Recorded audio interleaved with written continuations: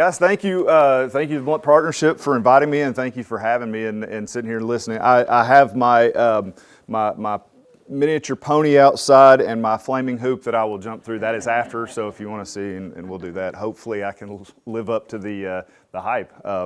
But like I said, my name is Corporal Drew Brakebill. I work for the Sheriff's Office. This is one of my, we'll call it one of my pet projects. When I joined the training division, I wanted to do a little bit more than just what I was doing at the Sheriff's Office, because, you know, we are obviously, we're public servants. And yes, I noticed that most of the time that we were getting out and serving the public, it was in tragic situations and things like that. And selfishly, I didn't want to just meet the public in their worst moments. I want to come out and I want to meet the community when we can all just get together and we can fellowship and we can maybe share some laughs and have some fun and all of that, and just understand that, you know, we're all members of this community together. So this was one of the programs that I can put out and that I found that we'll talk a little bit more about where it came from. But I found this program and I said, what a great outreach this would be if we can just get everybody together on the same page. Now, like she said, this is a topic that I really wish we wouldn't have to discuss. But I am a firm proponent, and I am a full 100% buyer of preparedness makes us powerful. And so if we're prepared, hopefully everything that I say from here on out will mean absolutely nothing to you. You'll never have to use it. But you have it in your toolbox. You can pull it out if you need it. You may never need that monkey wrench, but you got it if you need it, and it's in that toolbox. And hopefully we can just shove it down to the bottom or whatever it may be. So this program, where it came from, there's a lot of acronyms. I'm going to try to hold off on a lot of the acronyms and explain what they mean when I do have to use one. But this originally started with a program out of Texas. It's called the ALERRT program, and ALERRT with 2 R's, ALERRT, stands for Advanced Law Enforcement Rapid Response Training. And the whole reason why we signed on with this was because all of these active attack incidences and things that we were facing in our country, we were, as law enforcement officers, were responding, but we were obviously responding with medical officers, firefighters, all of these other individuals. And even though we all work together, we don't really communicate very well with each other. I mean, it's just a problem that we all have. Our pride gets in the way, and, you know, we're in charge, they're in charge, whatever, we're not talking to you. And so even though we were all there for a common goal to prevent and to respond to these incidences that occurred, we noticed very early on that our response was not very efficient. And so the FBI and the Texas State University got together, and there's a reason why Texas State University got involved, but they got together and they came up with this program, a unified program to get every law enforcement and first responder on the same page on how to respond to these situations. And then we put out the training and all of that, and it blossomed, and it was very successful on our end. There was one big glaring problem, though, with everything that we were having. We realized that in these active attack events, law enforcement, firefighters, and EMS personnel are very rarely, if ever, the true first responders on these situations. We are always the ones that get called, and we're about a 5 to 10 minute response time away. The true first responders are you all. You all are there when these incidences break out, when they happen. You're the callers of 911. And you know, and if it's a big situation, yeah, we may be there, but for the most part, the citizens are the first responders. And we quickly realized that what you do matters greatly in the survivability of these situations. If we can have properly trained and informed citizens on scene at the start of these incidences, the casualty numbers absolutely plummet. And that's what we're trying to do. We're going to talk about goal setting. We're going to talk about a lot of things in that nature, but we're noticing that a properly informed citizenship is the greatest of importance in these types of situations. So that's where this program came from. This is a add-on to the ALERRT program, so it's meant to kind of mesh well with what I teach officers at the training academy, and they're told what I'm telling you, and I'm going to tell you what I tell them. So we're all all together on the same page. And so that's where this came from. It's called CRASE, Civilian Response to Active Shooter Events. Now, the FBI is involved in this, so that's where all of the acronyms come from, the alphabet soup. So I'll try to keep, like I said, I'll try to keep those at a minimum. And so what we're going to talk about, we have a little bit of history. We're not going to go too deep into the history and stuff because, you know, we've all lived these situations, and unfortunately here just a week ago we've had two very prominent incidences that occurred. So we're not going to go too deep in the weeds as far as that goes. The two main situations, or two main categories that I want to really focus on. Number one is human response. What you can expect your body and your mind is going to go through in a situation like this. That is probably, at least in my opinion, one of the most important factors that go into this. If you can prepare yourself before you ever even need to be involved, that is the next level. And so like I said, preparedness makes us powerful, and if you know how you're going to respond, or at least how your naturalistic response is going to be, that's going to give you a leg up. And then the second part that we'll get into is your actual physical response. What we're going to be asking you to do as a citizen if you find yourself involved in one of these situations, the three-step process: avoid, deny, defend, run, hide, fight, whatever you want to talk about. It was that. So the first thing that I've got is a real quick introductory video. This is in partnership, the Texas State University, Houston, the city of Houston, and Walmart filmed this video just to kind of give a brief overview of what we're talking about.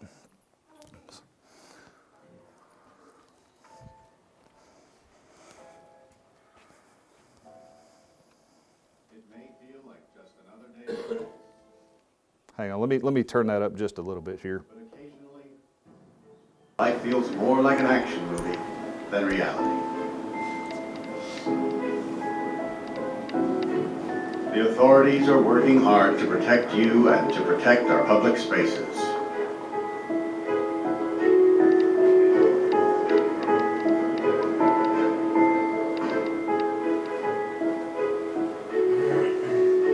But sometimes bad people do bad things.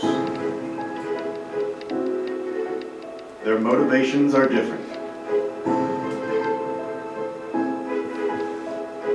The warning signs may vary, but the devastating effects are the same. And unfortunately, you need to be prepared for the worst.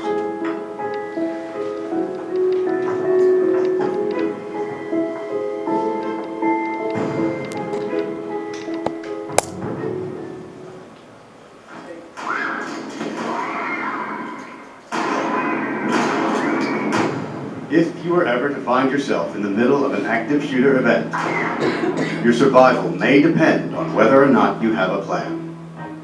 The plan doesn't have to be complicated.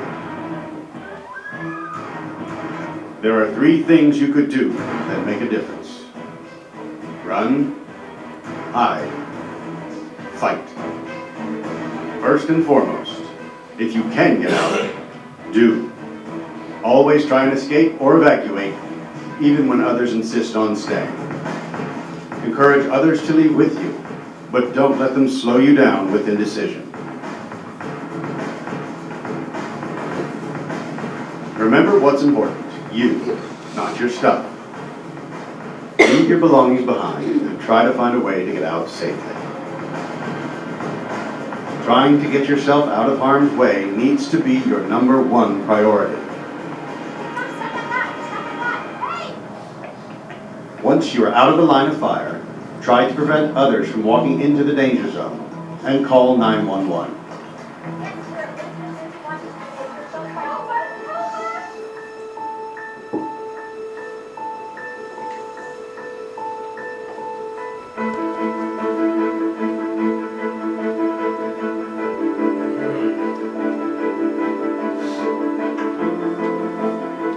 If you can't get out safely, you need to find a place to hide.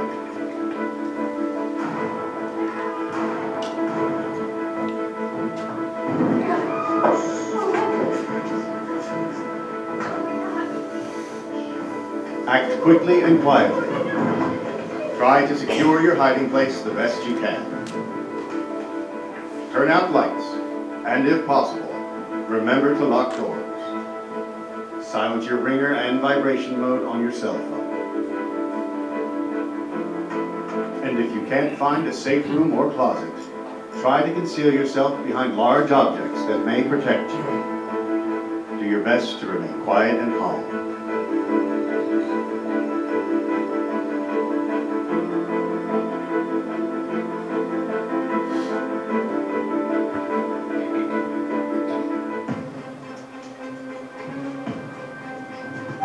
As a last resort, if your life is at risk, whether you are alone or working together as a group, fight. Act with aggression. Improvise weapons. Disarm him. And commit to taking the shooter down, no matter what.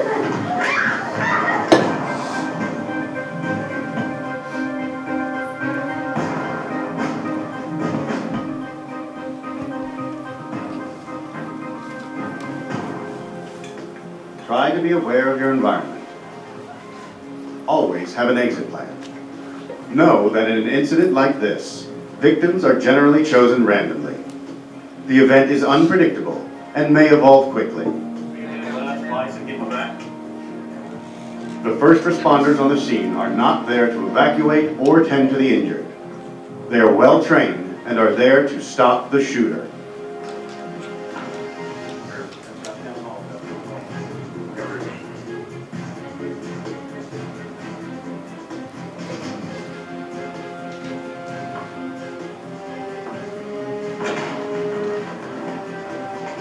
Your actions can make a difference for your safety and survival. Be aware and be prepared. And if you find yourself facing an active shooter, there are 3 key things you need to remember to survive. Run, hide, fight. All right, so seems pretty simple, right? Obviously, just like a lot of things in this world, it's not as easy as meets the eye here. There are some things that we need to kind of brush up on and some things to get you prepared for a mindset that it takes to do those 3 simple things in this type of environment. So the video, the narrator on the video, he kept calling these active shooter events, and that's what we used to call them, active shooter, and that's actually what we call this class here, active shooter. But we're trying to get away from active shooter. We're now trying to shift the focus, and we're going to call this active attack events. And the reason being simply just like this past week, where the number one weapon of choice was a vehicle. Shooter implies a gun, obviously, and we kind of get what's going on, but we have to understand that the number one weapon might not always be a firearm. And how we respond and how we defend ourselves and others around us, the weapon makes a huge difference. You're going to do certain things if the weapon is a firearm versus a 2-ton pickup truck. There are certain things that will work against a pickup truck that a firearm, has no business with being with, and all of that. So we're getting away. We don't want to focus on one mechanism of injury. We want to open this up to make sure we're working on a solution for all situations that may try to endanger our lives or the lives of others. So what is the definition of an active attack event? This comes from the Federal Bureau of Investigation. They say that it is an attempted mass murder. And why there is a distinction with this is because we don't want to confuse a isolated one-on-one situation, a domestic violence situation, a solo attack where the public at large is not in any danger. And the reason that is because if you look at the statistics, if you read what the FBI puts out and you read murder rates and all of that kind of thing, all of these things are compiled in the same statistic. But if you're looking at active attack events where there are mass casualties, those have a tendency to skew the statistics on the other side. So we're going to have a little bit more deeper dive. One caveat though, and I promise this will be the one and only soapbox that I get on for today, and I'll quickly try to get off of it. I'm going to ask this question and answer to the best of your knowledge or to the best of your intuition. It says, everybody in this room, how many think that these incidences in the past decade are getting worse? We're seeing more in the past decade. Raise them high. Let's see how we got. We got, I would say that's a little more than half. Okay.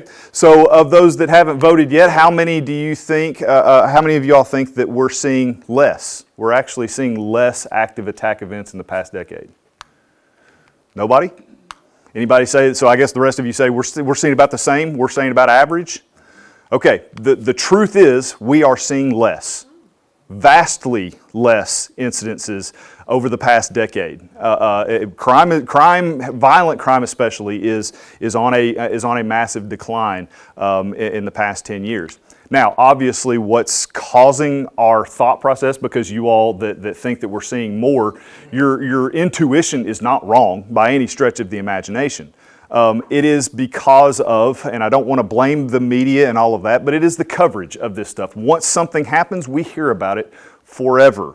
And we hear about it for weeks on weeks. And even the smallest minute detail just absolutely kickstarts the fire all over again. And in that, our naturalistic ability, or human brain, interprets that as a new incident almost every single time, even though reality doesn't support the honest-to-God facts of that. But there's another thing too, and I don't want to, and I promise this will be the last time that I harp on the FBI as well.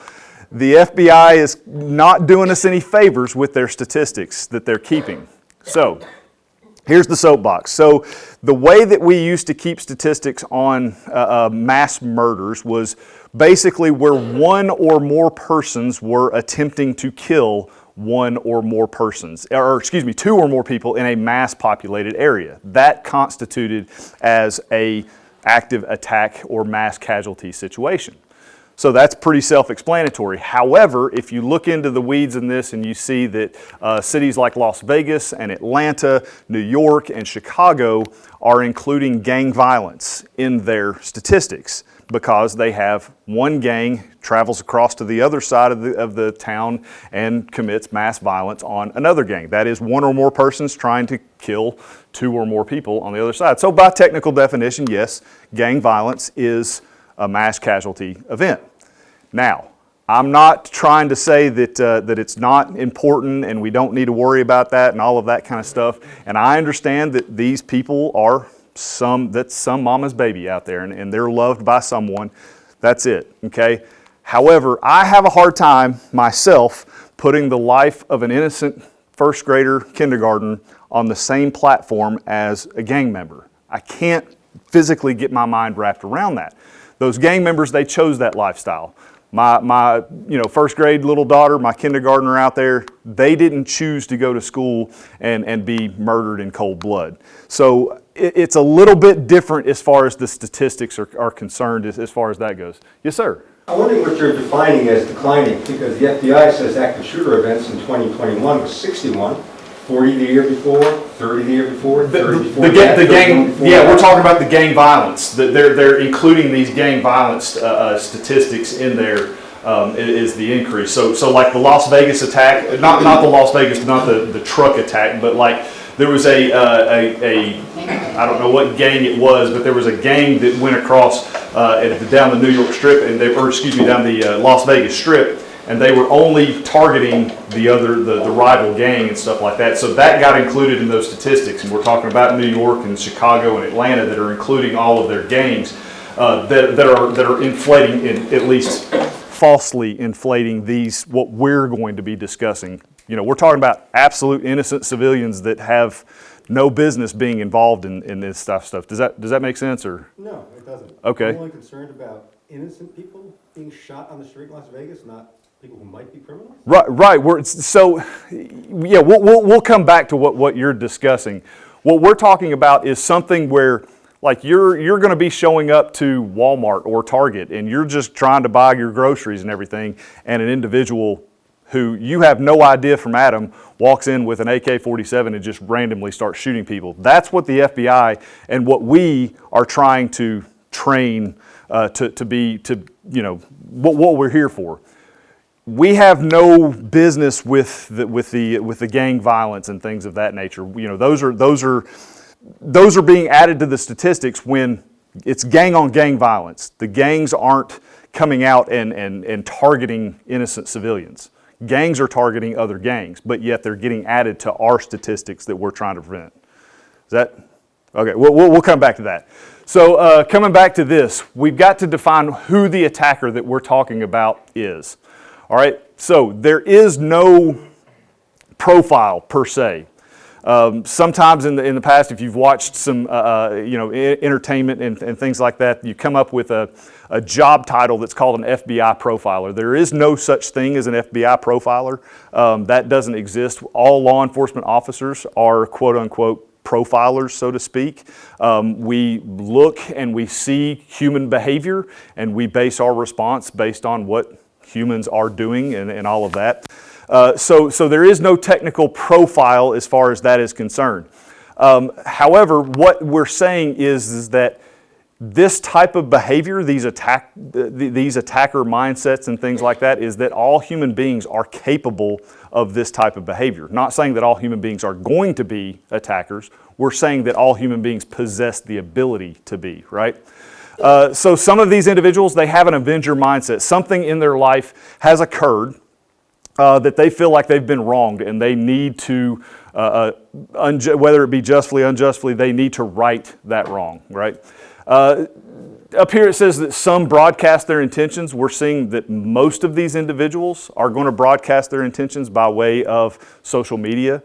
Sometimes the broadcasting is located after the event has occurred by way of a manifesto or something of that nature. But the vast majority of these, there have been something previous to the incident that would have led these individuals to believe that, we probably need to look a little bit more into this individual. Maybe something could have been brought to light to prevent this from happening. These individuals usually have a history of violence. Violence is a learned behavior in human beings. It is not a naturalistic, human beings are not naturally violent individuals. It's something that is learned by way of an exposure. You have to be exposed to violence to be able to learn it. So that's kind of where this is coming from. Substance abuse, chemical dependency, we understand that that does something to the brain on top of the next thing on the list, which is mental illness. When you combine mental illness and chemical dependency and substance abuse, obviously can compound an issue. The last thing on that list, a history of suicidality. Suicidal tendencies, suicidal behavior and things like that, again, is something that is not naturalistic to a human being. So we need to pay attention to individuals that are expressing these types of thoughts and ideations. We need to get help there so that if they want to hurt themselves, that doesn't say that they wouldn't hurt someone else in order to hurt themselves. So we need to make sure that we pay attention to that as well. Be aware of stalking, threatening, harassing behavior. Those are pretty common criminal offenses of these individuals that have been either convicted or have perpetrated these situations. Negative family dynamics and their negative support system. Instability or isolation, or others are just concern. So I've listed a couple of things up here.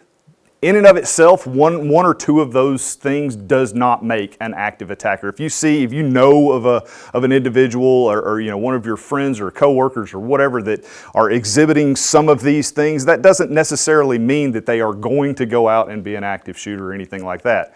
But if you start to see 4 or 5 things of this list that start to check off, that's your intuition, your hairs on your back of your neck saying we probably need to at least pay attention to this. These are the things that we're talking about as far as broadcasting their intentions. They may not be physically writing them down, but their behavior and their ideations are definitely broadcasting some things that are happening.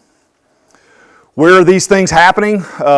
If I would have asked you this before I brought this up, I would venture to say that most people would say that these happen at schools and places of education. The vast majority of these attacks are taking place in places of business and commerce, Walmart and places that you frequent with your family, restaurants and shops and stuff like that. Yes, education is up there on the list. The reason why is, again, those are the ones that get the most attention. The ones that are in the schools and all of that kind of stuff, we hear a lot more about those. Some of these incidences occur outdoors. This is for my law enforcement partners because we usually train for responding to a building and stuff like that, active attacker in the building. Well, what happens if it's not a building? He's out in the field and maybe outside at a sporting event or something like that. So we have to pay attention to those situations as well. And then, how is this individual connected to the location? This is kind of one of those things where you can take the information with how you want to, but essentially it's saying 50% of the time you're going to know who this individual is, and 50% of the time you're not going to have a clue who he is. Now, why this is an important slide here is that what we're at least trying to get to is that if you know who this individual is, and by listing those traits of an active attacker, or at least the most common traits of an active attacker, those are the people that we can do something about, or at least attempt to stop. So yes, 50% of the time, we're probably not going to be able to do anything about it. It's going to be a 100% surprise attack, and it happens, and that's what we're here to prepare for. Hopefully the other 50%, we have taken a proactive stance for it, and we've prevented it before it even starts, okay? So a couple of these situations that we're going to briefly come through. This is one of the situations that occurred in New York City in 2017. I think this is the only one that I listed up here. But this was the reason why we decided that we need to get away from the active shooter event. This was one of the first times, one of the first big incidences that occurred where something other than a firearm was used. And if you really think about it, a vehicle potentially is much more devastating than what a firearm is. A vehicle, just like what happened in New Orleans this past week, can take out and create more casualties a whole lot quicker than one person with a firearm can. Again, we're not trying to say one's worse than the other. We're saying that it's a different response. So we've switched, and we're now talking about an active attack event as opposed to an active shooter event. All right. So going back to this, let's talk about goal setting. I'm a very big proponent on setting goals for my life, my career, my family, and all of this kind of stuff. And so this is no different. We need to set a goal.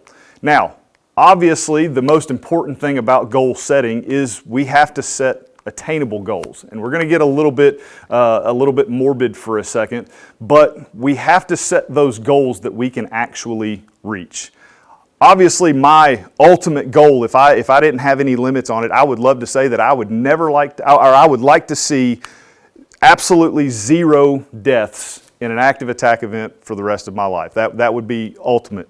Unfortunately, because of the way society works, that's just not possible. These events are going to continue to happen regardless of what kind of training and what kind, even the most safe countries have situations like this that occur. So we can't set our goal at 0.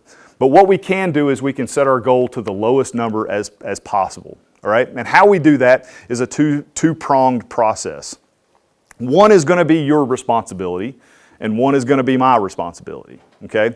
So when we talk about the number of deaths and what we can at least expect or try to get down to, is number one is how quickly can the police arrive. That's my responsibility. My job at the sheriff's office, being at the assistant director of the training academy, my job is to train new law enforcement recruits to respond safely and effectively to handle these situations. And our average response time is about 3.5 minutes. That's nationwide. Law enforcement response time is about 3.5 minutes. It can be, as much as 20 or 30 minutes, depending on your demographic, or it could be as little as 1 to 2 minutes. But your average is somewhere between 3 to 5 minutes. The other side of the coin is target availability. So that's what I'm going to request your responsibility be, is target availability, making sure that you don't become a target and the people immediately around you, you do everything in your power to limit the number of targets that are available. Now, essentially when we talk about this with our recruits in the academy, we say stop the threat, okay? And we use various different means to stop the threat. And sometimes that means facing the threat with some type of lethal force threat as well, right? But that doesn't always mean if we stop the threat, I don't always have to kill that individual to be able to stop him. We could subdue him somehow. If he runs out of ammunition and we're able to subdue him somehow, that's obviously we've stopped the threat. But the other side, and like what I'm saying, target availability, if he has nothing to shoot at when he shows up, we've essentially stopped the threat. And that's what we're asking you to do by these three things, these three methods that we're going to be teaching here a little bit later on, is how quickly the police arrive and our target availability. So like I said, 3 minutes on average for national law enforcement response to show up. Here locally in Blount County, we've got some of the best law enforcement partners that anybody could ask for. Blount County Sheriff's Office, Maryville City, Alcoa City Police Department.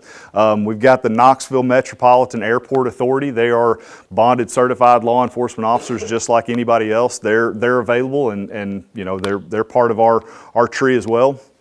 Right down the road, Blount Memorial Hospital, they've got a security program there. They're not law enforcement officers, but they do come to our police academy and receive police training. So essentially, without the official paperwork from the state saying that they're certified law enforcement officers, they are law enforcement officers there too. So we've got that responding agency.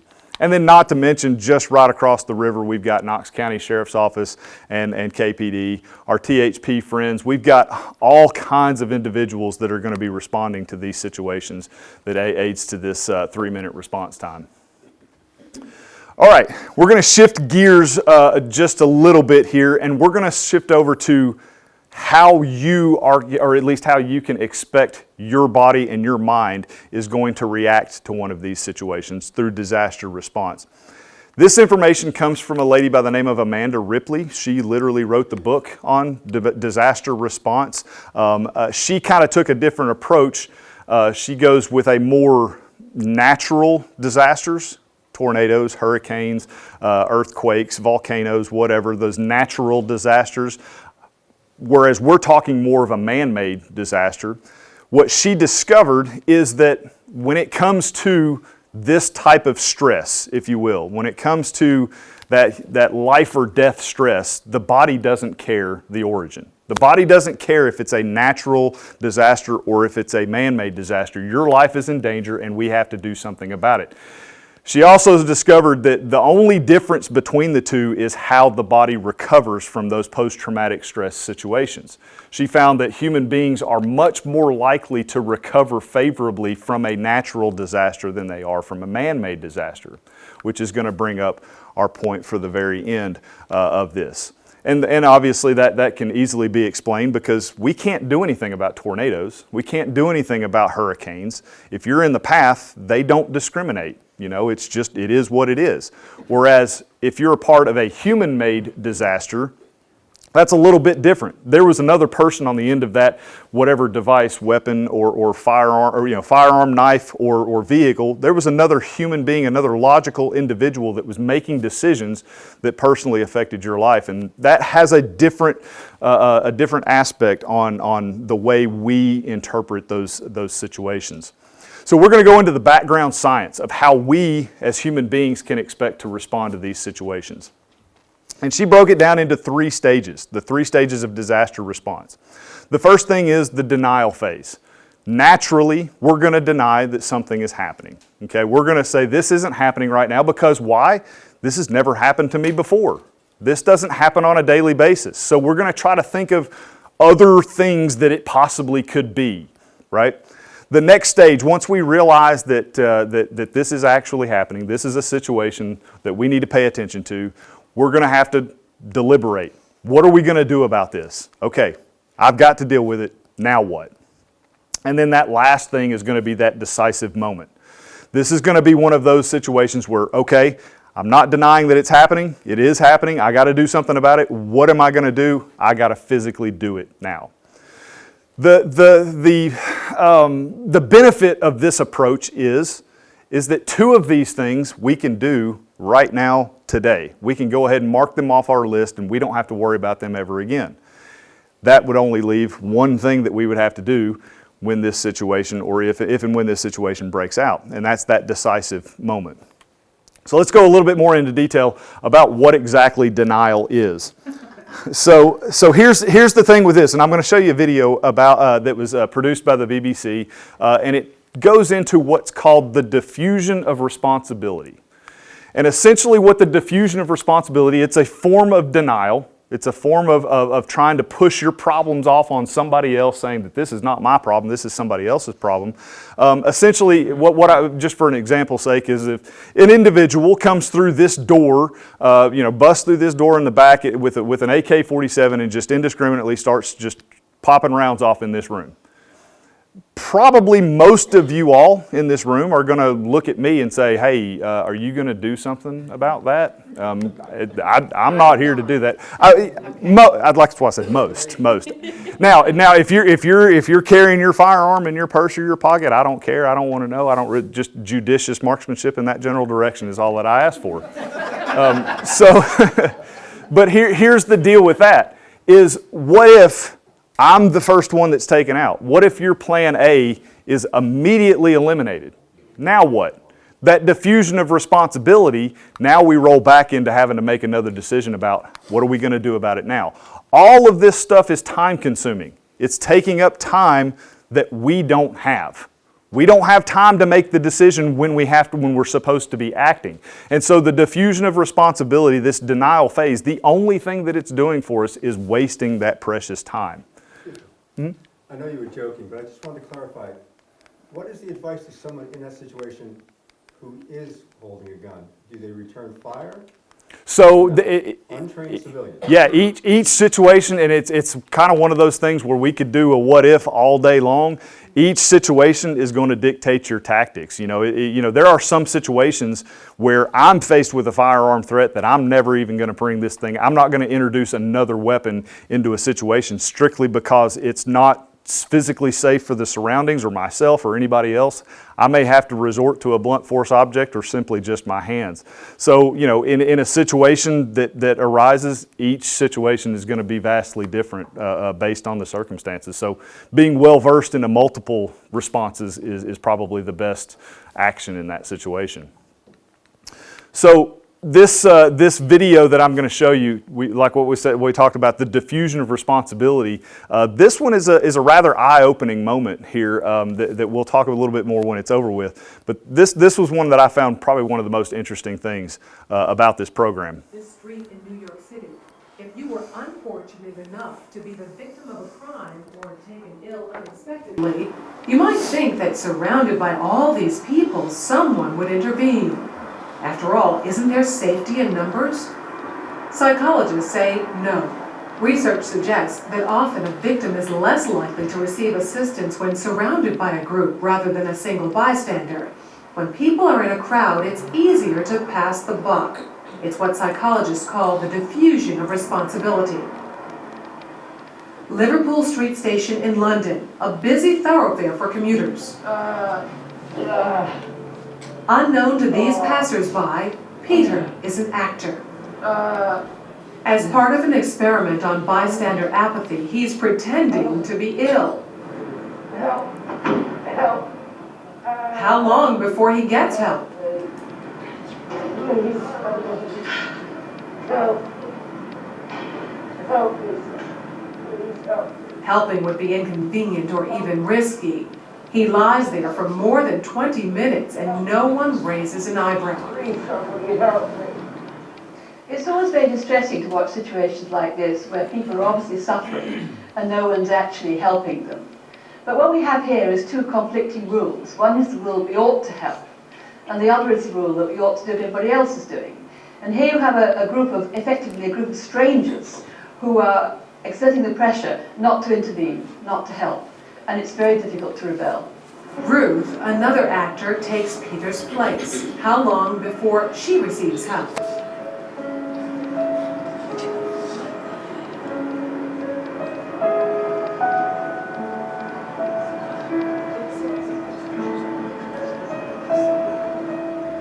Four minutes later, and 34 people have passed without stopping. Well, people don't really want to know. They just haven't got the time. Well, they have got the time, they just don't want to get involved. Unwittingly, these strangers have silently formed a temporary group with a rule: don't get involved. They're afraid to stand out from the crowd and won't take action if no one else does. This woman has clearly spotted Ruth, but she conforms to the rule and does nothing. Watch what happens, though, when someone else helps. You alright? You alright? Yes, thank you. Sure, you look a bit flaky, you know what I mean? She suddenly finds herself in a different group with a new rule: to help. You want to sit up? You alright, yeah? What's wrong? First I thought she was dead. Then I sort of checked to see if she was breathing or not. And I looked around and I couldn't believe that no one had noticed her because there was a bloke sat there just absorbed in reading a newspaper. This time, Peter's dressed as a respectable gentleman. Now that his dress is in keeping with those around him, how long before he's rescued? Hello, sir. How are you today? 6 seconds. She even calls him sir, and suddenly everyone's a good Samaritan. Do you suffer from epilepsy? No. Why are you lying on the floor in the rain? Because he's part of the right group. Everyone wants to help. I would just hate to be in his position of feeling ill and nobody helping him walking past, so I'd just like to check that he was okay. So I thought, well, it's wet, so he must really be ill because he's going to ruin the suit anyway. So one big thing that I picked up out of that is that if you do visit Liverpool Street in London, make sure that you're dressed in your Sunday best, because you're not getting any help. But why does this pertain to us? Why does this fit into this class? Is essentially that same incident. The man with the gun comes in this room and he starts shooting. We're all part of this group. The members of this room is what we're going to title this group, right? And if someone comes in here, we're going to be looking around. What do we need to do about this? But right now, the status quo of the members of this room group is to sit in a chair behind the table. Nobody wants to stand up and say, I'll take charge. I'm going to do this. Now, not to say that right now under calm and cool situations like this, I say, well, yeah, I would. Well, would you? We don't know. Unfortunately, we can't test that theory under these types of circumstances. Preparedness, when we talk about them beforehand, that gives us a little bit of a cheating on the test, if you will. We can kind of already pre-plan our game and stuff like that and at least have a direction to go. But given a surprise situation, how are you going to react? But what this also tells us that if we have that one brave individual that says, I will take that charge, I will do this, you're going to start to see another group that starts to form. The group that is, I am not going to be sitting here, I'm not going to be a victim in this situation. I'm going to take charge. And you're going to see how quickly you gain members of your new group if someone takes charge. It's like, okay, now somebody else says it's okay to do this. I'm going to be involved in this. So essentially, it takes one spark to start a fire. And that fire can put out this active shooter event quicker than it started, okay? So the next phase is that deliberation phase. We've already said we're going to make a pact right now between us that we're not going to deny that a situation is happening. We're going to be suspicious about things that get our attention. Do we hear that loud noise out in the hallway? Yeah, it could be the janitor that dropped his ladder out there or something like that. If you're at a school, it could be a child that dropped his books out in the hallway. Absolutely. Let's go check on it. Let's make sure that it is what we think it is. Because if it's not, that's not the time to deny that something is happening. So we're going to make that pact right now. We're not going to deny that things like this can happen and sometimes do happen, okay? The next phase is going to be that deliberation phase. So what are we going to do about it, right? Well, in the deliberation phase, and this information comes from a man by the name of Lieutenant Colonel David Grossman. He is a retired lieutenant colonel out of the U.S. Army. He is now currently a military science professor at Arkansas State University. He came up with this theory, I guess, if you will. He wrote extensively about it in his book called On Combat and On Killing. He basically says that human beings possess two brains. okay, theoretically, 2 brains. You've got your human brain. We're part of the animal kingdom. We've got our higher order thinking brain, our cognitive thing that we're using right now and on a daily basis to go about our business.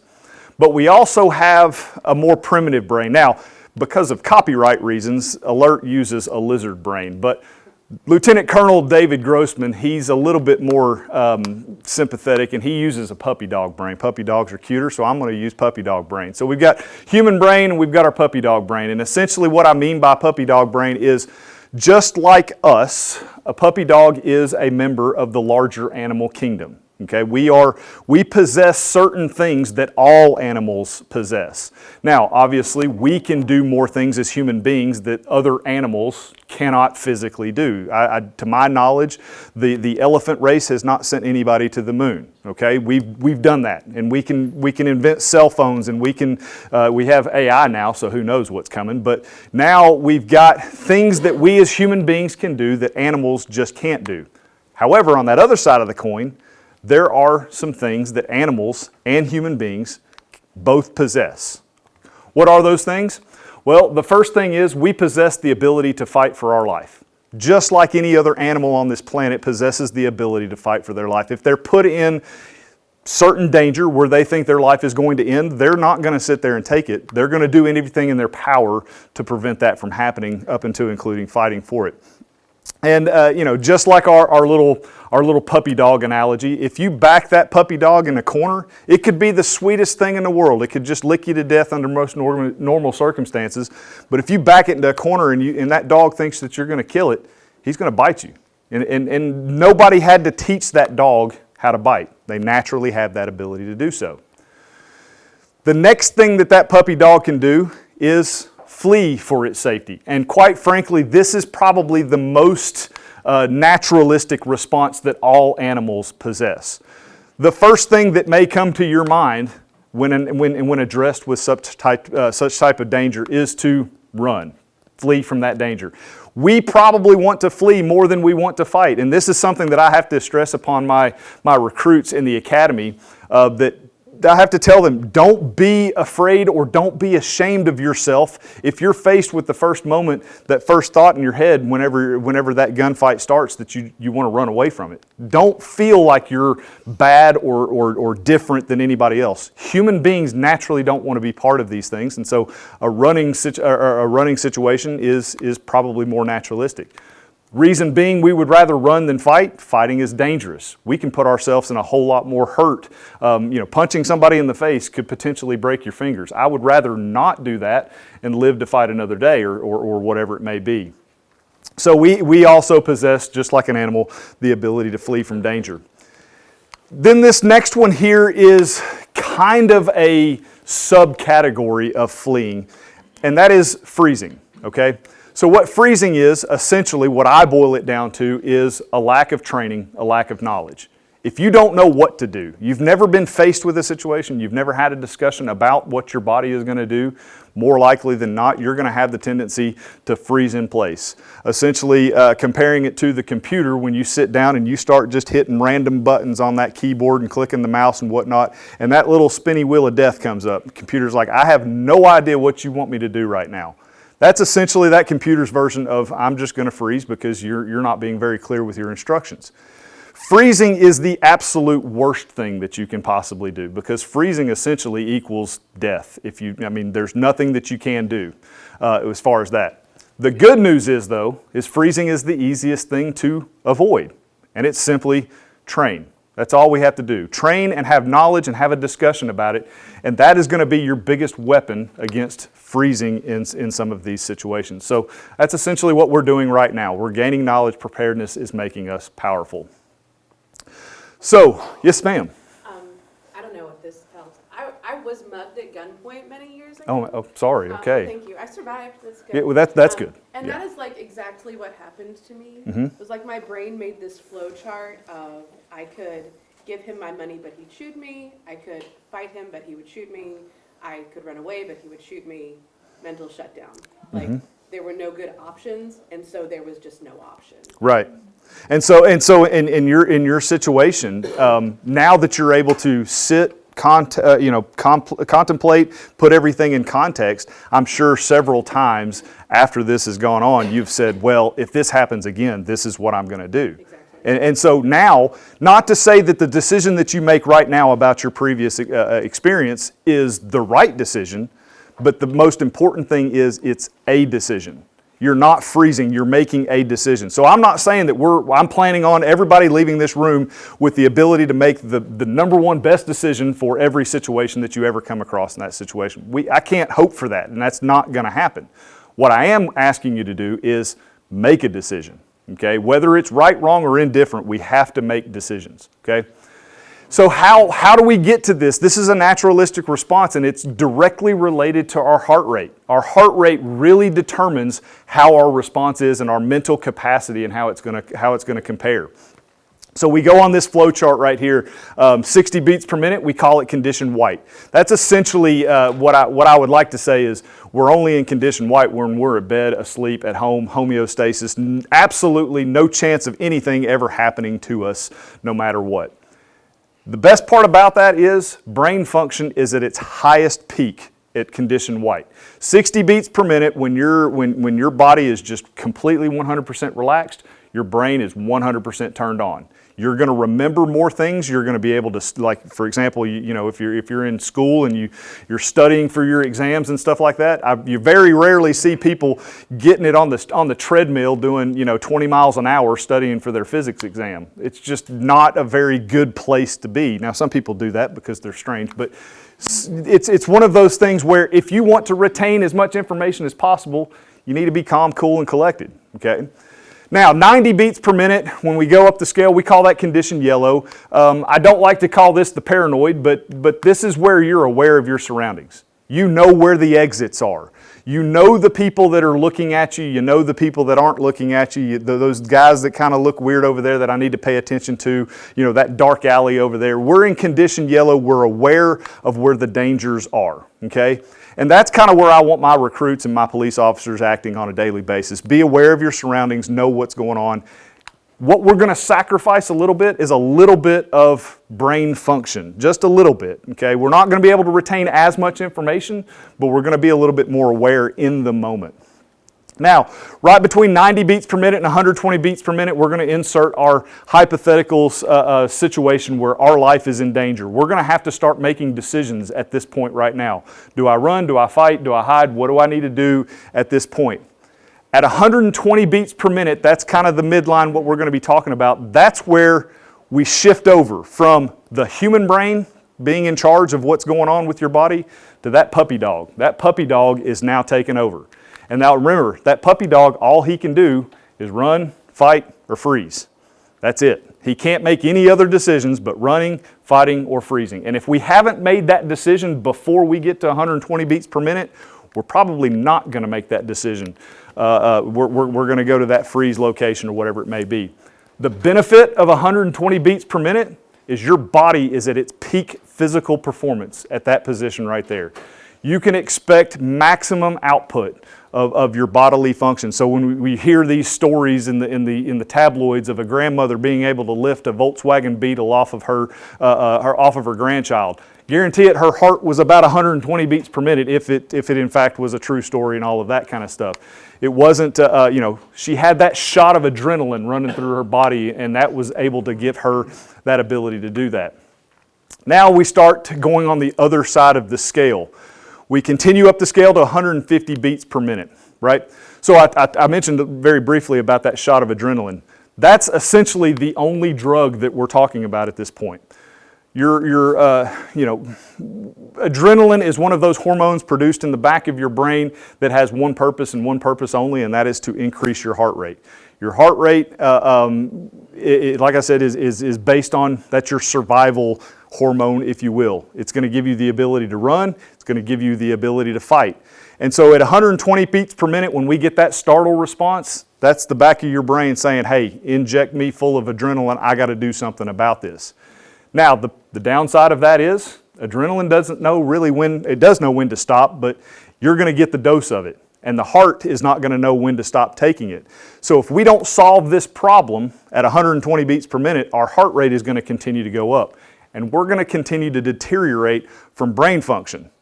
The unfortunate side of this is our bodily function, our strength and endurance.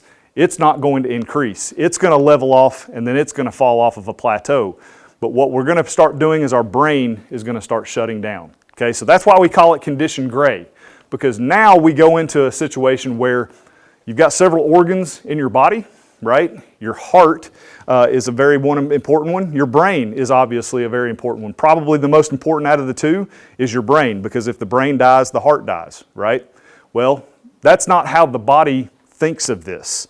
When we go into survival mode and life-saving mode and all of that kind of stuff, the brain thinks that the heart is the most important organ in its body. So the brain is going to start to kill itself to make sure the heart stays in the fight. That's why all of the blood starts to go into the core of your body. It starts to come in from your limbs and from your head and starts to pool up right around here in the central mass of your body and everything right here. So the good side of that is if you receive an injury to your limb, it might not be as detrimental to you as opposed to getting one in the center of the chest. So that's the good side of it. The bad side of it is your head is one of your limbs. And if the brain dies, the heart dies. So what we have to do is we have to keep the brain in the fight as long as we possibly can. We want to avoid going up to 175 beats per minute, or what we call condition black. Condition black is only one of two things happens in condition black. You're either blacked out with rage. You are so committed to the fight that you are absolutely just in 100% complete rage. Not necessarily a bad thing, but we've got to make sure that our rage is directed at the right thing, okay? And we have no control. At that point, when we blacked out with rage, we have no control of that rage, if you will. The other unfortunate side of blackout at 175 beats per minute is that passing out with fear. We get so incredibly scared, we're frozen, we just pass out because there's no brain or there's no blood up here, or less amount of blood in the brain up here to keep it functioning properly. So, how do we maintain our body in peak physical performance for the longest period of time? It's very simple. We breathe. And you're like, God, all of that, and I shaved my legs for this, for you to tell me just to breathe. Yes. I might have. It's cold outside. No, not today. It's really cold. I got to. So that's the thing, is we've got to breathe. That's what controls our heart rate. Our breathing rate and our heart rate are directly related, right? And so how do we do that? We do it and I'll get back to this here in just a second. We use a technique called combat breathing or box breathing. Okay, box breathing is simply this. You're going to take 4 seconds to take in a breath of air. You're going to hold that breath for 4 seconds. And then you're going to take 4 seconds to let that breath out. And you're going to hold it at the bottom of your breath cycle for a total of 4 seconds. It works in a box. That's why it's called box breathing. You do that for a total of 4 times. And studies have indicated that your heart rate is going to lower by about 20% after that 4 cycles of breathing. 20% is not a lot, but 20% is what I'm going to buy in this situation. I'm going to take it if I possibly can. So if you're in that deliberation phase, because remember, you can't make any really good decisions, really good tactical decisions, if your heart rate is going through the roof. So we got to lower that heart rate to make those good, logical, tactical decisions about what we're going to do next by using a technique that we call, like I said, combat breathing or box breathing. So this is one of those situations. I wanted to back that up. I got to preface this video. This video that I'm about to show you comes from, it's a Paris deli. You may remember the incident that occurred several years back. I believe it was in 2007. I don't know the date. It was in the past. It was the Charlie Hebdo attacks. It was the incident where this newspaper advertised a contest, if you will, where you would submit drawings of your religious leaders or your religious idols and all of that kind of stuff. Well, in the Muslim faith, that is a big no-no. You don't draw a picture of the Prophet Muhammad. And this magazine, newspaper, whatever it was, they weren't meaning it as a degrading type of a situation. They were just trying to advertise religions and religious beliefs and all of that kind of stuff. And certain people did submit pictures of Muhammad. There was a certain group of individuals that took offense to that, and so that's the backstory about this attack. They went with AK-47s and started indiscriminately killing people that they thought responsible for this. The newspaper, Charlie Hebdo newspaper, is in the second floor of this building, and in the bottom floor of this building is a deli, okay? And so that was the first group of individuals that suffered the attack. They went into the deli thinking that it was part of the newspaper when it wasn't. And so what you're gonna see is the initial response. But what I want you to pay attention to is, I believe it's down here in the corner in this general area, there's gonna be a woman that is pushing a stroller with a baby in it. When the attack starts, she's going to reach out and she's going to, like any mother would, grab her baby to try to get him or her to safety. Now, you're going to notice that she has a lot of trouble getting that baby out of the stroller. Now, you have to ask yourself, and all of our mothers in the room, how many times have you taken your child out of that stroller? Hundreds, if not thousands of times. Most of the time without any trouble at all. You probably could do it blindfold, reach down there, snip, snip, and we're good, and we're out of there, right? But you're going to notice how much trouble she has, because this is something that she never thought she would have to do in a life or death situation. This is the first time that she's ever had to do it when her life and the life of her child were actually in danger.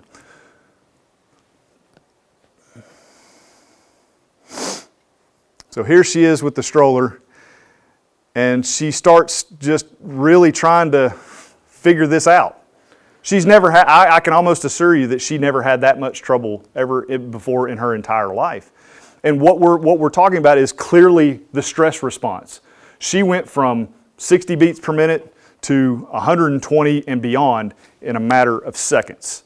And she had never had to physically do that. She'd never even probably ever even thought about it in that situation. And so her body reacted in the best way that it knew how. Now, luckily in this situation, nobody that you see in this video was harmed or anything like that, including her and her child. But could have been a very bad situation had that individual been in another location. This other video that I want to talk about is the Station nightclub. This was a very tragic incident that occurred up north at a nightclub. I believe it was Wisconsin, maybe Minnesota. There's snow on the ground. It's a cold location is where it is. It's up north. It could be today. So there was a band playing by the name of Great White was playing in this nightclub on this particular night. And there's a Netflix documentary about this, and there's a whole lot more to this story that I can't go into. This situation could have been prevented months and months and months before it actually occurred. However, things did happen, and this band's manager thought it was a great idea to have pyrotechnics in a room that's not much bigger than what we're in right now. And plus, there were about 250 people in this room as well. And so the building caught on fire, and unfortunately there were individuals that lost their life. But this is a video, cell phone footage from inside when the fire occurred. And what I want you to notice is nobody, not a single soul, has even made the thought process that their life is in danger until it's too late. They never even thought about it. Their mind was focused, we're here to watch our favorite band, I'm here to have fun, and nothing is going to happen to me tonight. Never even crossed their mind. And then we'll break it down a little bit more after it's over. So this is the opening set, and of course there's pyrotechnics in the background. The building was not to code, surprise. The stuff, the wall coverings are not flame retardant. So we start the clock. The fire has officially started. The only person in the building that is noticed is the person taking the video. Yeah, he's the only person.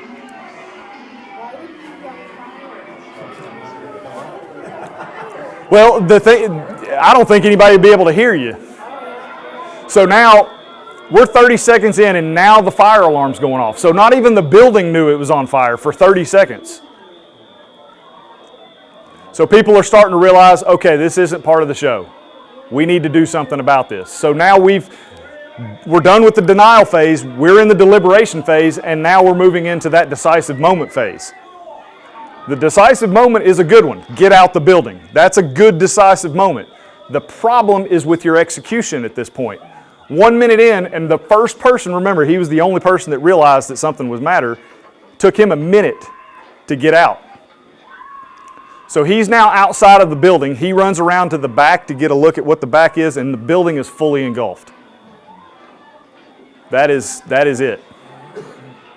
And as he goes back around to the front of the building here, those windows used to be clear. They're filled with black smoke. We're 1 minute and 30 seconds into this incident, and nobody else is coming out. Not a single soul will get out from this. So I'm gonna go ahead and spare you the rest of that video. Essentially, we saw all three of those things happen. We saw the denial phase, we saw the deliberation phase, and the decisive moment. And the thing that happened here, when we do the breakdown of the police, the police drawing at the end of this investigation, we see that there are other exits in this building. There's two over here, there's one behind the stage. Obviously, we know why nobody went that way. But there's other exits here, and then there's another exit right here that's just not marked. It's up there near the restrooms, was another exit to the building. And you see that there are some other individuals, some other casualties that either they were unaware of a situation happening and they just got caught in the back part of the room where they just couldn't get out, or they were essentially looking for something or some way to get out, and they had no idea. Because here's how the human body works. 99% of the individuals went through this main entrance right here. That's how they entered the building on that night. So when they entered the building, their heart rate was about 60, maybe 90 beats per minute. They were making note. Here's where I came in. They come in here to the area where the dance floor is and the stage is, and they're having a good time listening to the band and all of that, and then immediately they're faced with a life or death situation. They have to go back to the last thing that they remember. Where was the last time that I was in safety? Was this entrance right here. So they go back, just like cattle to feed, they go back to the last thing that they knew. Every single person in that building had that exact same idea. So now we've got 200 and some odd people trying to come out that door right there. Some made it out, some obviously didn't. Whereas there were other options. Had they took the second to go into that building, take a quick look around, if I can't go out that front door, is there somewhere else that I can go? Is there a plan B? The best time to make plan B is concurrently while you're making plan A. Make them all at the same time. So this is where all of this this situation, what we learned from it.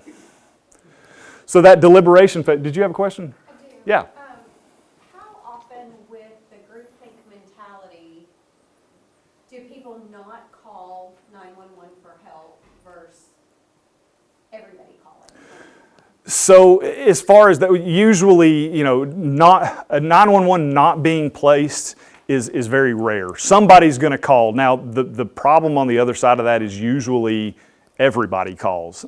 Some people that don't have any business, and I say don't have any business calling, but a lot of times we'll have individuals that make a phone call that have no relevant information to put into the, it may be 100% false information, or it may just be speculative information and stuff like that. Usually with that groupthink mentality, somebody has the idea, well, this is the only thing that I can do right now, so I'm going to do it. But oftentimes the worst problem is more people than not should be calling, and that kind of sounds bad and kind of sounds weird, but you get what I'm saying. It's But it's not a concern. No. We're inundated usually most of the time. So in that deliberation phase, like I said, the best time to make those decisions is with a calm, steady heart rate, down below 90 beats per minute. We got to calm ourselves using that breathing techniques, that box breathing, combat breathing technique. Another strategy during the deliberation phase is we can shift our emotions, right? So it's natural. What's the emotion that you're going to feel most often? It's going to be fear. Exactly. Now, what good is fear? It is absolutely no good. It does one thing. It tells you something's wrong. At least it gets your intuition saying, hey, let's investigate this, or let's not, whatever. Unless you're like a teenage girl in a chainsaw movie, don't go into that building. You're going to go into that building. We all know you're going to, so just do it, But that's one of those things is with your emotion, fear is only going to get you killed. That's the reality of it is. So let's shift it into a more productive type of emotion, which is anger. Anger will not sit by and be a victim. Anger will get something done. Now, anger sometimes makes bad decisions. Most of the time makes bad decisions. But anger at least makes a decision. And gentlemen, if you don't believe me, go home and make your wife mad and see how much stuff gets done. Okay? I promise you stuff will get done. Okay? Whether it's you or her or whatever. You know, it's one of those things. So shift that emotion. Get mad about it. This is personal. Okay? And then the last thing on the list is stay fit. I'm not saying that we need to all go over here to Olympia and hit the treadmill and start getting in shape and exercise. We understand age and stress and everything on the body and all of that. But the reality of it is the more fit your body is, the more stress, the more physical stress that you'll be able to take. And the more physical stress you'll be able to take, the longer you're going to be able to stay in the fight. That's essentially what it is. And then the last two things about the deliberation phase is the script phase, okay? And what we can do with scripting is when you're back at your work or at home or when you're down, your heart rate is 60 beats per minute, you're ready to go to sleep, we can close our eyes and we can think about, like in your situation, what would I do if I'm faced with this situation? How's this going to happen? So we're going to do a little bit of an experiment here. I promise you nothing is going to happen, but I'm going to ask you, sit there. If you want to close your eyes, but get in your happy place. Get in your zone where we're not distracted by anything else. Now I'm going to give you a scenario that I want you to imagine in your mind, okay? And I want you to kind of daydream for a second. So you now have opened your eyes, you've worked your way over, you are in a gymnasium, okay? Put yourself in the center of this gym floor basketball court, if you will. On each end, you're the only person in there. You're standing at the free throw line of this basketball court, okay? And all of a sudden, a basketball appears in your hands. You can feel what that basketball feels like, okay? The seams on it, the little rubber knobs that are on it and everything. You can even smell what that rubber smells like. You bounce that basketball in front of you on the floor in front of you, and you can hear what that little ring from the basketball, what it sounds like as it bounces off the ground, okay? Comes back up in your hands, you twirl it around in your hands a little bit, you look up, there's a goal in front of you, you get this bright idea, and you kind of take a real deep breath, and you line up a shot, and you shoot your shot. All right, now, open your eyes, and I'm going to ask you this question. Did that basketball, in your daydream, did that basketball go into the hoop? I hope so, because it's your daydream. We got to aim high, okay? So in your daydream, we got to be successful, and that basketball went into the hoop. Now, nobody left this room. Everybody stayed put right here. Nobody actually went over to the gym and shot a basketball or anything like that. But the great thing about this is your brain doesn't know that. To all that your brain is concerned, we now have this core memory that we made up, but it's in there.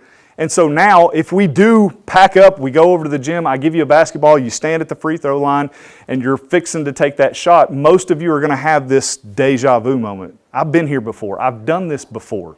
Now, whether or not you're physically going to actually make a shot in real life, that's between you and your skills at playing basketball.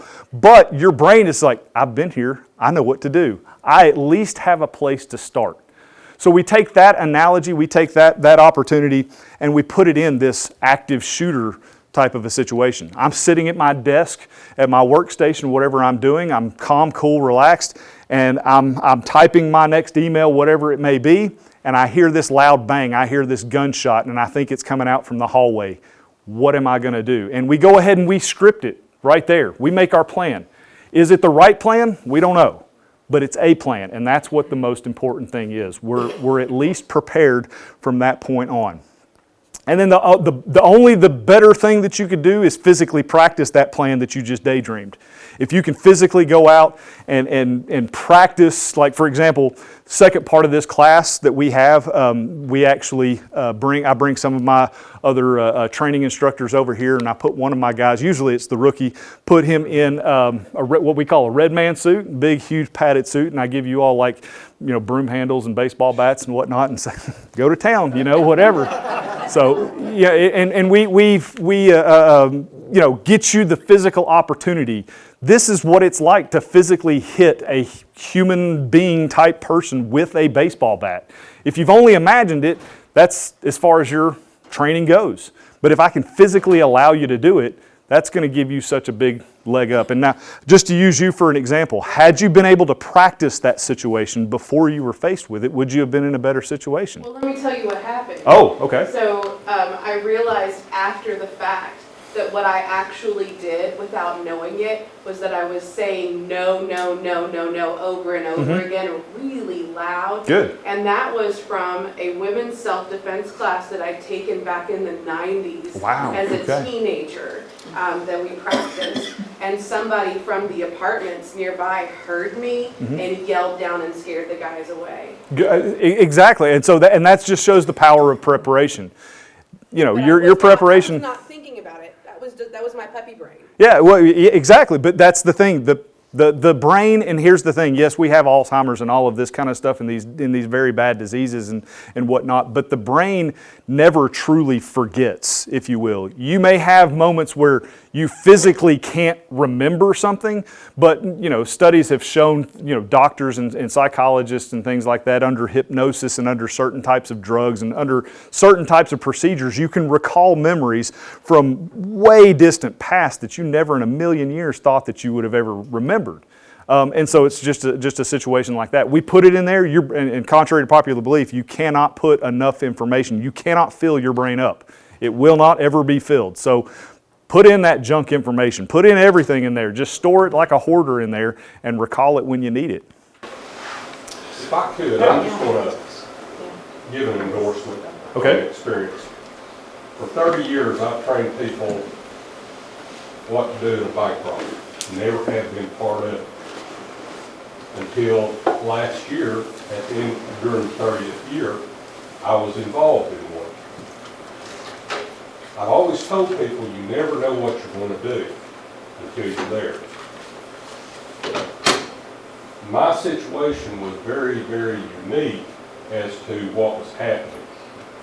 It had elements of robbery, had elements of active shooter, it had some other elements. Really and truly, it was something that I never prepared anyone for. But because of the training and exposure and the fact that I like to observe people and see what they do, all of that training went through my mind, and at the end of the day, the only thing that was taken, or the only thing that was got, was a free ride to jail. Okay? And I will commend all of Blount County Police for doing that, because I think everybody in Blount County was involved in that. But I say that to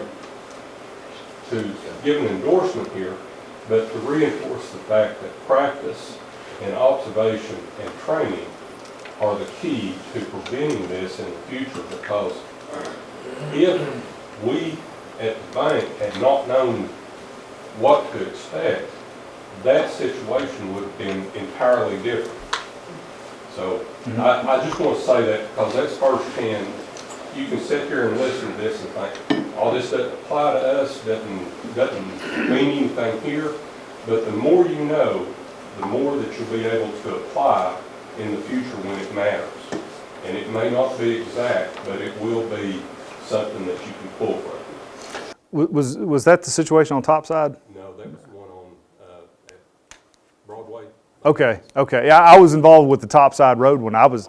I was on my way to go pick up my daughter from school. Like that's the mindset that I was in. I'm like, and here it comes. Normally after the fact. Yeah. Normally I know about it after the fact, and I'm dealing with you guys. But this one I was in this up, and the adrenaline. I was fine during everything. I was calm.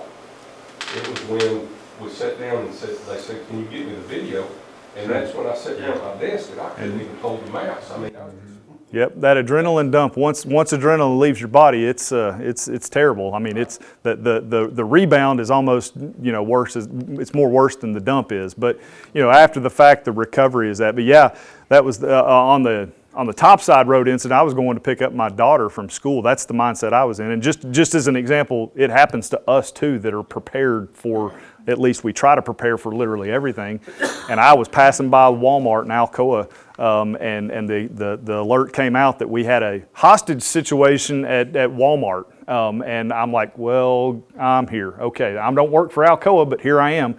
So I go in to the Walmart, and I know the manager of Walmart, and I've dealt with her in the past, and so I go in there and going back to where her office is, and she's walking up the aisle towards me, and I said, you're supposed to be taken hostage. Why are you out here walking around? And she's like, I don't know what you're talking about.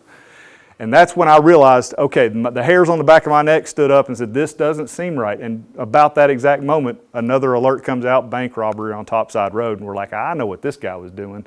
So that was another situation entirely, and here goes the wild goose chase. But fortunately, in that situation, we got him as well. So, but yeah, this happens on our end too. We're prepared, and then all of a sudden, I've got to have that adrenaline dump and all of that kind of stuff, and it's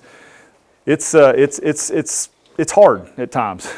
So I'm gonna skip through this because I want to make sure we still have time for questions. We talked about what the body's going to do, that stress response. So now we've got to do that decisive moment. In these situations, what are we as law enforcement officers asking you to do? The video kind of explained it. Avoid, deny, defend. They call it run, hide, fight. And it's literally just a play on words. I've shifted it over. I use the terms avoid, deny, defend. And the reason that is for simply the one thing, even though those words technically mean the same thing. Deny and hide is what I take issues with. I don't want you to hide from danger. I want you to deny access to victims, and I don't want you to become one yourself. Okay? And so hiding, in my mind, kind of has that connotation of I'm going to hide and I'm going to hope that I don't get found by this guy. I don't want you to do that. I want you to deny access to victims, and then if you're called to action, I want you to take action. So that's why I use the words avoid, deny, defend. So in order to avoid a situation, we have to be aware of the situation, right? We have to have that situational awareness. We don't want to have our heads stuffed in that phone or in that internet and whatnot. And have the world around us blocked out. We need to know where we're at. If we're in public, we got to have that awareness situationally. We want to make sure that we know where our exits are, just like the station nightclub situation. If you go to a restaurant, you're going to go in an entrance, probably the main entrance, the one that you've always gone into, but we got to know where the other ones are as well. Take that time, step in a door, and quickly look to your left and quickly look to your right. Now I know that there's other places to go other than right here. Where can I get out if I can't get out this one? Because that may be the door that the active attacker comes in. And I'm not going that way, so we got to figure out where's my other exits. When it's safe to do so, we need to call 911, but only when it's safe to do so. Don't stop and make a 911 call if you're not out of danger. Get out of danger first, then make that call. Ready, set, go. Here we go. So in this situation, this comes back to that Charlie Hebdo attack. This is surveillance footage from the deli.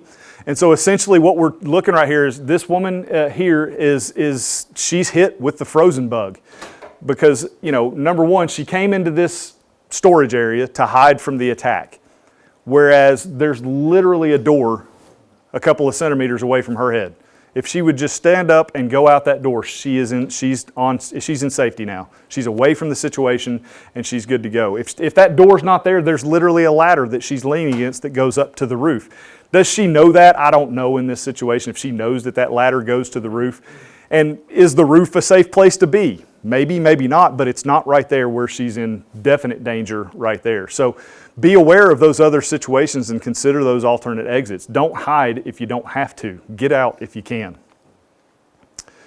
If you can't get out and you do have to deny access to victims, or we have to hide, if you will, whatever they say, the number one weapon you have is locking a door. Okay, and this is what we tell our school teachers all the time. The first thing you need to do is lock the door. And the reason behind that is what in studies of these situations that have occurred, individuals that perpetrate these situations, they know, obviously they have to be thinking, if I do this, someone's going to come and try to stop me, and it's probably going to be law enforcement. They have a response time. We know how long it's going to take them to get here.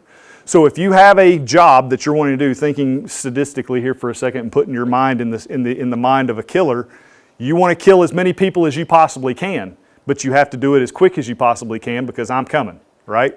So they're not going to waste their time trying to open a door that's locked. Usually what happens, they check it. If it's locked, they move on. They're looking for easy targets. So if we can make it just that much more hard for them to do it, locking the door is your number one weapon. The next thing you can do, turn the lights out, act like nobody's inside that room. Let's turn the lights out, get out of sight if there's a window in that door. The next best thing that we can do, barricade that door. Even if it's locked, put stuff between you and the bad guy. It doesn't have to be bulletproof. It doesn't matter. We're trying to buy time. All I'm asking for is 3 minutes. Give me 3 minutes to get to you. So if he has to climb over tables and chairs and filing cabinets and whatever, that's buying us time to get there. The heavier, the better. The more stuff you can do, the better. If it's an inward opening door, how about a door stop? You know, we can just like a door can open, a door stop can keep a door open. It does a very good job of keeping a door closed as well. And I had to put that in there because the fire marshal doesn't like me telling teachers about door stops and stuff like that. Door stops are like illegal in schools apparently. But luckily my wife is a kindergarten teacher and kids still like to play with wooden blocks. And triangle is a shape. So so I happen to cut out a lot of triangle shaped blocks for my wife's room, you know. So it is what it is, right? So here's the other one. Let's take these extra exits. We're going to take them out of the picture just for a second. So she can't get out. There's no other exits. There's all kinds of stuff in this room that we can barricade. Number one, we could start by shutting the door, and we can lock it, right? And then put stuff between us and the bad guy. So we've already talked about door stops and all of that. Ropes and tension sleeves for these outward opening doors. What we're talking about is that automatic closer on these doors. There's a little metal bar that it kind of works like an angle. If it opens up, the door opens up. If we can keep those two bars closed, that door can't come open. So taking your belt off and wrapping it around the scissor closers, if you will, is pretty good. Works really well, right? If you have a rope or anything like that, that also works as well. This was a device that I put on at my church down in the nursery and in the children's area and stuff like that. This is a professionally made device. It's called the night lock system. Essentially, you bolt the bracket to the door, and that little red piece sits in a plastic box right next to the door. And if you have to lock the door that doesn't have a door lock on it, it's outward opening door, take that red piece, slide it in there. That door is essentially, it's not coming open until somebody inside the room lets them in. Word of warning, if it is in a children's section, like, you know, preteen, make sure that you put that thing out of reach from children. We learned the very first day that I wasn't high enough. So, yeah, that happened. So I had to crawl through the window to make that happen. So anyway, and then positioning yourself in the room is one of the things that we talk about when we're defending ourselves from a person with a gun. If you are unarmed and you find yourself in a situation where you are dealing with an armed individual, the first thing naturally that's going to come to your mind is, I got to run away from this guy. I got to get away from this individual as fast as I possibly can. The unfortunate side of that is you cannot outrun a bullet, period. You just can't do it. So if you are going to be dealing with an armed individual, unarmed versus armed, you have to close the distance. You have to be within touching distance of an individual with a firearm. And it goes against everything in your body right now to say, I need to get over there and get close to him. But you're not going to be able to disarm an individual if you can't touch it. It is easier to disarm an individual with a long gun as opposed to a handgun. Use leverage to your ability. The most important thing about it, though, is we have to commit to it. Once you've made that decision, you can't unmake that decision. You have to commit to it until it's done. So this will be the last thing. I do want to show this video right here, the last thing from the Charlie Hebdo. This video, you see literally every response in one video. You see people that have made that decision that they're going to run. You've made decision people are going to hide. And you may see people that made the decision that they're going to fight, like this guy right here that grabs a bottle of Chardonnay and he's ready to go to town. Unfortunately, you also see one poor little old lady that's made the decision that she's going to give up. Now, nothing happens to her, but you can see that thought process in her mind. So they see what's going on. We've got everybody making all kinds of different decisions. This one guy says, not today, not today. And notice he's got a New York Yankees hat on and he's in Paris. And then the lady back there in the blue jacket, she's done. So fortunately, everybody that you saw, they were safe and okay. So I ran a little bit over, but that's where I'm going to stop. Are there any other questions, comments, hate mail? I can take it. Anything? Yes, sir. I just wanted to mention, I think this is correct, that your department will take a 911 text. Yes. We don't want to speak. Yes, text. we absolutely will. We have the text-to-tip. It's still, you can text whatever your message is to 911. It goes to the same people. The same people are going to answer it. They understand that, hey, this text, I'm not going to call them back. There's a reason why you're texting. We set that up for our, the reason why we started it was for our domestic violence victims that could not get to a room to make a physical phone call. But it works in a lot of other situations other than just domestic violence. And also for our children that are in schools that they can text 911 if they have, if they get information that another child, say, has brought a gun or something to school, they can text it without having to make that physical phone call. So. Does your department go into particular businesses and help them with a plan? Absolutely, 100%. If any of your all's companies, businesses, or even places of worship, whatever it may be, if you're not sure what you need to be doing, or if you just want us to confirm that we think that you're doing the thing that you should be doing, I've got my card up here, but I can leave you my information. Give me a call. We'll be happy to make a time to come out there. Free of charge, doesn't cost anything. We're happy to help wherever we possibly can. So feel free to come up here, and I'll drop you my contact information. And you'll hang out for a little bit? I'll be here. Yes, absolutely. Hey, so don't forget to come by and pick your certificate up today for coming. And please give